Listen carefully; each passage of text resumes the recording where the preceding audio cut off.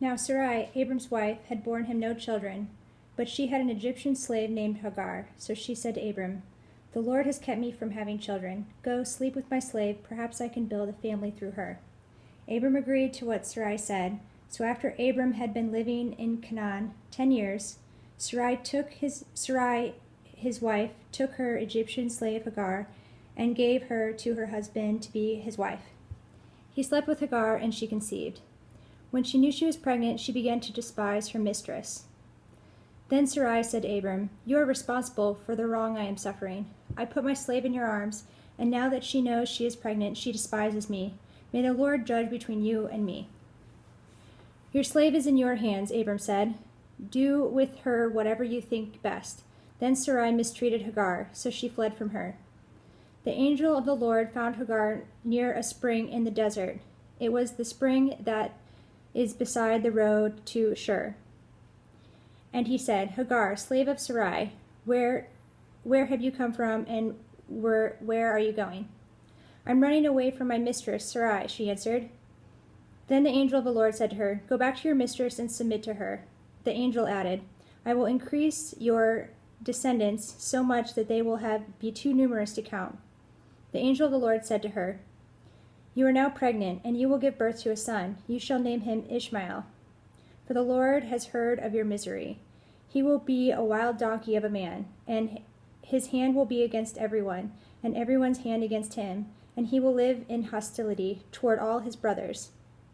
She gave this name to the Lord who spoke to her. "You are the God who sees me," for she said, "I have now seen the one who sees me." That is why the well was called Bir Lahai Roi, and is still there, between Kadesh and Bered. So Hagar bore Abram a son, and Abram gave the name Ishmael to the son she had born. Abram was 86 years old when Hagar bore him Ishmael. When Abram was 99 years old, the Lord appeared to him and said, "I am God Almighty. Walk before me faithfully and be blameless. Then I will make my covenant between me and you, and will greatly increase your numbers." Abram fell face down, and God said to him, "As for me, this is my covenant with you. You will be the father of many nations. No longer will you be called Abram, but your name will be Abraham. For I have made you a father of many nations. I will make you very fruitful. I will make nations of you, and kings will come from you. I will establish my covenant as an everlasting covenant between me and you and your descendants after you for the generations to come, to be your God and the God of your descendants after you.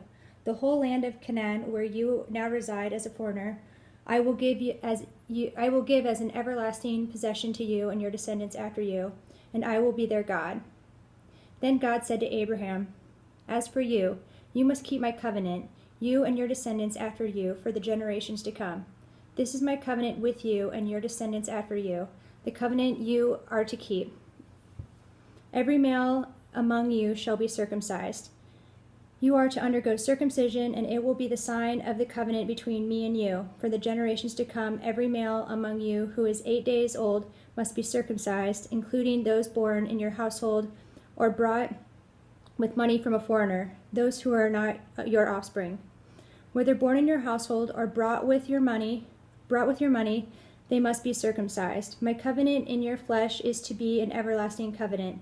Any uncircumcised male who has not been circumcised in the flesh will be cut off from his people. He has broken my covenant."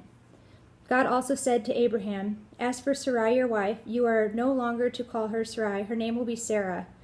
I will bless her and will surely give you a son by her. I will bless her so that she will be the mother of nations. Kings of peoples will come from her." Abram fell face down. He laughed and said to himself, "Will a son be born to a man 100 years old? Will Sarah bear a child at the age of 90? And Abraham said to God, "If only Ishmael might live under your blessing." Then God said, "Yes, but your wife Sarah will bear you a son, and you will call him Isaac. I will establish my covenant with him as an everlasting covenant for the descendants after him. As for Ishmael, I have heard you. I will surely bless him. I will make him fruitful and will greatly increase his numbers. He will be the father of 12 rulers, and I will make him into a great nation. But my covenant I will establish with Isaac, whom Sarah will bear to you by this time next year." When he had finished speaking with Abraham, God went up from him. On that very day, Abraham took his son Ishmael and all those born in his household or brought with his money, every male in his household, and circumcised them. And God told him, Abraham was 99 years old when he was circumcised, and his son Ishmael was 13. Abraham and his son Ishmael were both circumcised on that very day. And every male in Abraham's household, including those born in his household or brought from a foreigner, was circumcised with him. The Lord appeared to Abraham near the great trees of Mamre, while he was sitting at the entrance to his tent in the heat of the day. Abraham looked up and saw 3 men standing nearby. When he saw them, he hurried from the entrance of his tent to meet them and bowed low to the ground. He said, If I have found favor in your eyes, my Lord, do not pass your servant by. Let a little water be brought, and then you may wash your feet and rest under this tree. Let me get you something to eat, so you can be refreshed and then go on your way, now that you have come to your servant. Very well, they answered. Do as you say. So Abraham hurried into the tent to Sarah. Quick, he said, get 3 seahs of the finest flour and knead it and bake some bread.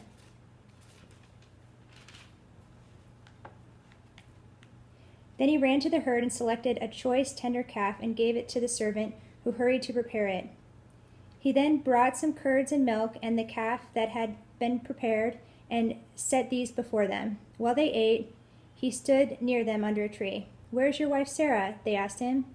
There, in the tent, he said. Then one of them said, I will surely return to you about this time next year, and Sarah your wife will have a son. Now Sarah was listening at the entrance of the tent, which was behind him. Abraham and Sarah were already very old, and Sarah was past the age of childbearing. So Sarah laughed at herself as she thought, After I am worn out and my Lord is old, will I now have this pleasure? Then the Lord said to Abraham, Why did Sarah laugh and say, Will I really have a child now that I am old? Is anything too hard for the Lord? I will return to you at an appointed time next year, and Sarah will have a son. Sarah was afraid, so she lied and said, I did not laugh. But he said, Yes, you did laugh. When the men got up to leave, they looked toward Sodom, and Abraham walked along them to see them on their way. Then the Lord said, Shall I hide from Abraham what I am about to do? Abraham will surely become a great and powerful nation, and all nations on earth will be blessed through him. For I have chosen him so that he will direct his children and his household after him to keep the way of the Lord by doing what is right and just, so that the Lord will bring about for Abraham what he has promised him. Then the Lord said, The outcry against Sodom and Gomorrah is so great, and their sin is so grievous, that I will go down and see if what they have done is as bad as the outcry that has reached me. If not, I will know. The men turned away and went toward Sodom, but Abraham remained standing before the Lord. Then Abraham approached him and said, Will you sweep away the righteous with the wicked? What if there are 50 righteous people in the city? Will you really sweep it away and not spare the place for the sake of the 50 righteous people in it? Far be it from you to do such a thing, to kill the righteous with the wicked, treating the righteous and the wicked alike. Far be it from you. Will not the judge of all the earth do right? The Lord said, If I find 50 righteous people in the city of Sodom, I will spare the whole place for their sake. Then Abraham spoke up again. Now that I have been so bold as to speak to the Lord,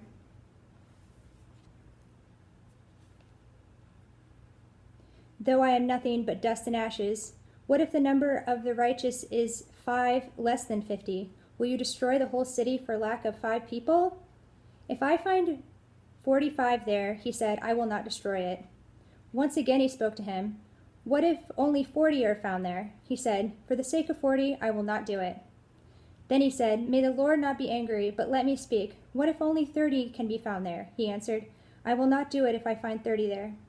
Abraham said, Now that I have been so bold to speak to the Lord, what if only 20 can be found there? He said, For the sake of 20, I will not destroy it. Then he said, May the Lord not be angry, but let me speak just once more. What if only 10 can be found there? He answered, For the sake of 10, I will not destroy it. When the Lord had finished speaking with Abraham, he left, but Abraham returned home.